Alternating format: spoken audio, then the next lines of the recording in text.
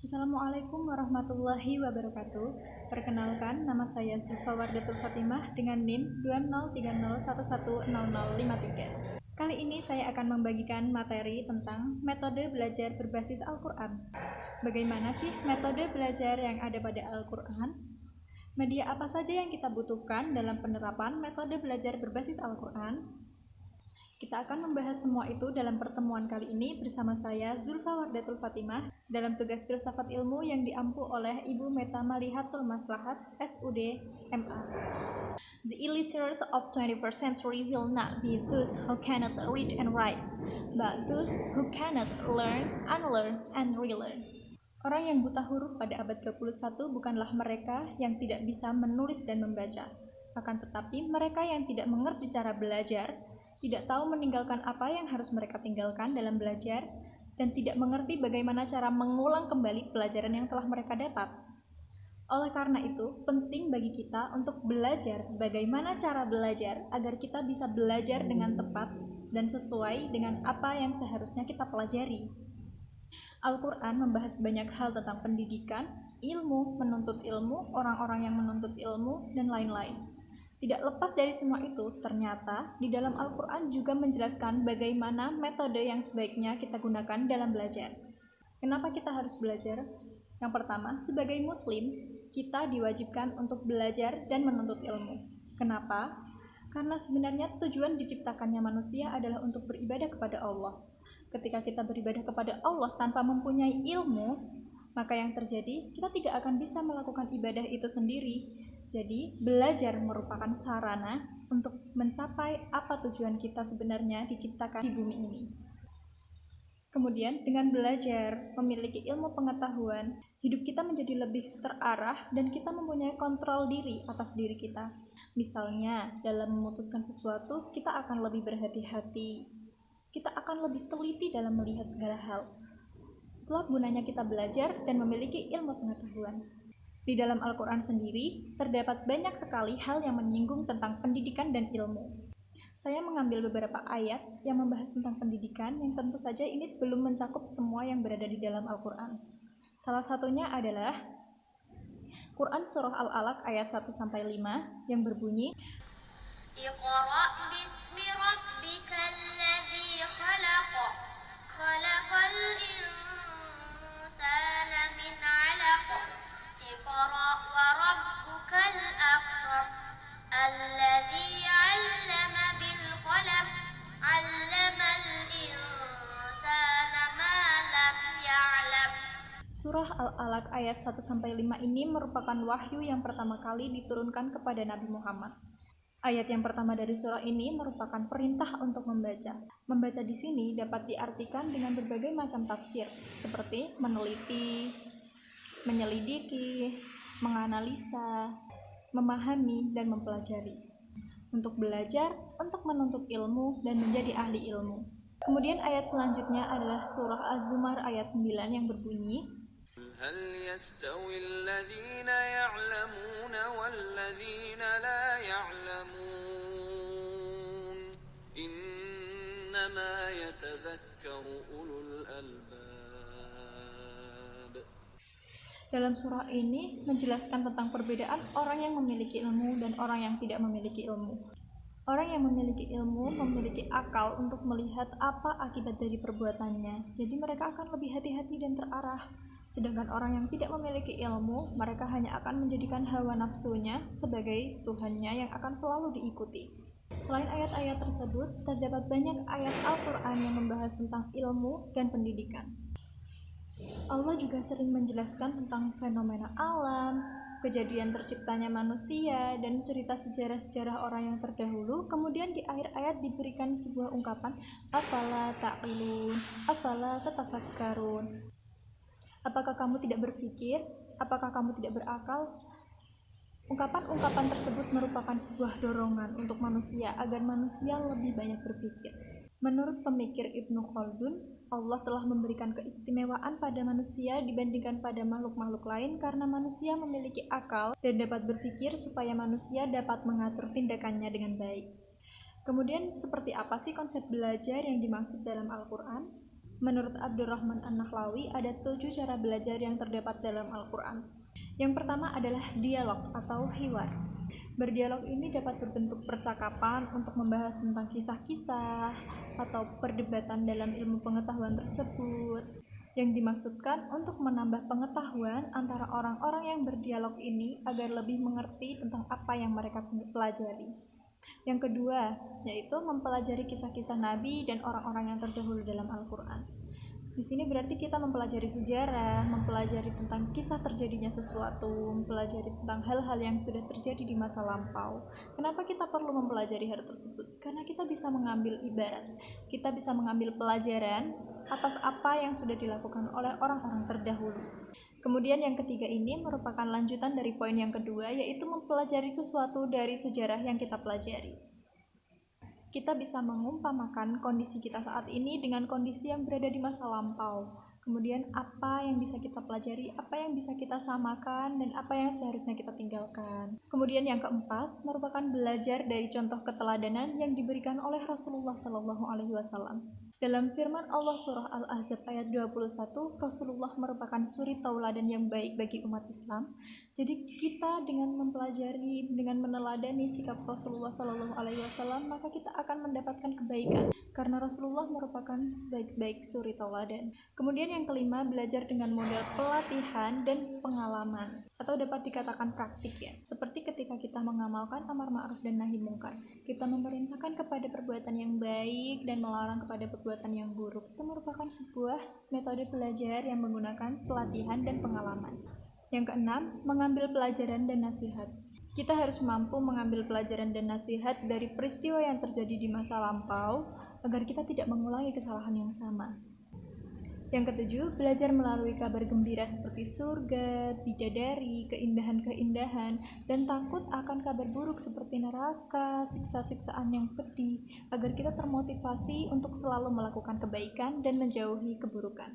Selanjutnya, media apa saja sih yang dapat kita gunakan dalam penerapan belajar berbasis Al-Quran? Yang pertama adalah media audio. Di dalam Al-Quran terdapat ayat yang menjelaskan tentang pembelajaran dapat dilakukan melalui media audio atau suara atau sesuatu yang bisa kita tangkap dari indera pendengaran kita. Dalam surah Al-Baqarah ayat 76 berbunyi, بما فتح الله عليكم ليحاجوكم به عند ربكم أفلا تعقلون. Kata menceritakan, qalu atuhadditsunahum, apakah kamu sudah menceritakan? Ungkapan itu merupakan sebuah ungkapan tentang sesuatu yang dapat kita dengar dan sesuatu yang berbentuk suara. Itu merupakan sebuah media audio dalam pembelajaran. Dalam penerapannya, kita bisa membuat pendidik membacakan sebuah buku cerita, membacakan kisah-kisah yang relevan dengan materi yang diajarkan, atau menceritakan hal-hal yang sederhana supaya peserta didik mudah memahaminya. Kelebihan dari belajar dengan media audio ini bisa membuat peserta didik lebih mengimajinasikan sesuatu yang terdengar abstrak. Dengan imajinasi yang abstrak karena apa yang mereka dengar tidak mereka lihat. Kemudian media yang kedua yaitu media visual. Media visual merupakan alat pembelajaran yang menggunakan indera penglihatan untuk menangkap materi ajar yang disampaikan oleh pendidik. Dalam beberapa hadis, Rasulullah menggunakan beberapa perumpamaan dan gambaran yang bisa kita tangkap melalui indera kita. Seperti hadis memuliakan anak yatim. Rasulullah bersabda, "Aku dan pengasuh anak yatim kelak di surga akan seperti dua jari ini." Dua jari ini yang dimaksud adalah jari telunjuk dan jari tengah. Hadis ini diriwayatkan oleh Bukhari ya teman-teman. Jadi Rasulullah memberikan gambaran kepada kita melalui apa yang bisa kita lihat. Sedangkan dalam Al-Quran, media visual dalam pembelajaran ini terdapat dalam surah Al-Baqarah ayat 31 yang berbunyi, وَعَلَّمَ آدَمَ الْأَسْمَاءَ كُلَّهَا ثُمَّ عَرَضَهُمْ عَلَى الْمَلَائِكَةِ فقال أنبئوني بأسماء هؤلاء إن كنتم صادقين. Kata benda ini merupakan sesuatu yang bisa dilihat oleh Nabi Adam. Itu merupakan sesuatu yang menggambarkan media visual dalam pembelajaran. Kemudian penerapannya, media visual ini dapat diterapkan melalui alat-alat seperti buku bacaan, buku teks, gambar-gambar grafik, kemudian papan tulis, dan lain-lain. Kemudian media selanjutnya adalah media teknologi komunikasi. Pesatnya perkembangan teknologi membuat media belajar yang ada semakin bervariatif. Tapi ternyata di dalam Al-Quran telah ada ayat yang menjelaskan tentang teknologi komunikasi dalam sebuah pembelajaran. Terdapat dalam surah An-Naml ayat 28-30 yang berbunyi, اذهب بكتابي هذا فألقه إليهم ثم تول عنهم فانظر ماذا يرجعون قالت يا أيها الملأ إني ألقي إلي كتاب كريم إنه من سليمان وإنه بسم الله الرحمن الرحيم. penggunaan media komunikasi burung hudhud oleh Nabi Sulaiman kepada Ratu Balqis merupakan sebuah media teknologi yang terjadi pada masa tersebut.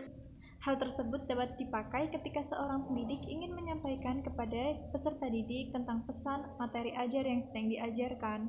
Dengan menggunakan teknologi komunikasi, membuat semuanya menjadi lebih mudah. Contoh media teknologi yang dapat digunakan dalam bahan ajar adalah seperti televisi, film, komputer atau internet, DVD, VCD, dan lain-lain. Media yang digunakan selanjutnya adalah media moral, yang bukan merupakan sebuah benda. Media ini tidak dapat ditangkap oleh indera manusia, akan tetapi dapat dirasakan oleh perasaan kita. Yang pertama adalah keteladanan, seperti yang terdapat dalam surah Al-Ahzab ayat 21 mengenai keteladanan kita yang seharusnya kita meneladani Rasulullah. Maka hendaknya pendidik juga memberikan keteladanan yang baik kepada peserta didiknya.